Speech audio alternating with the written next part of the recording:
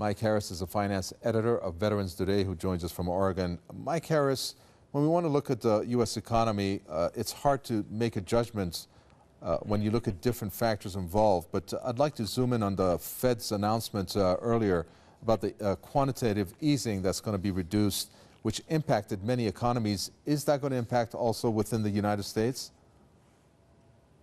No, I think that, yes, it will impact in the United States. The quantitative easing, though, is not the main issue that is affecting the poor performance of the U.S. economy.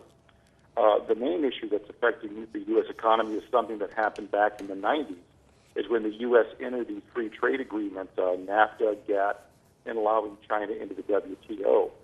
If you remember back to the 1992 election when Ross Perot was running as a candidate, he said that if you sign those agreements, that giant sucking sound will be U.S. jobs leaving the country. And that's exactly what has happened. The jobs that were supporting the U.S. manufacturing economy have left. They're not coming back. They won't come back until the U.S. takes some other policy corrections to remedy that situation. And quickly, if you can, Mike Harris. Mike Harris, do you still have us? Yes, go ahead. Yes. Quickly, if you can. I still have you. Please go ahead. Yes. Quickly, if you can. We've seen this performance on Wall Street, and I'm not a man of conspiracy theories, but there are speculations that are being made, and maybe you can shed light on this, that there's a huge crash that is going to be coming.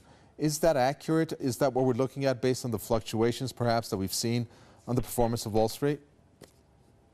Well, yes, it is, because Wall Street has made some very, very bad bets.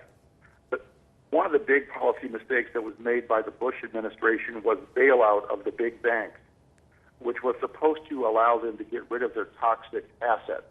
The big banks did not do that. They used that money to acquire smaller competitors.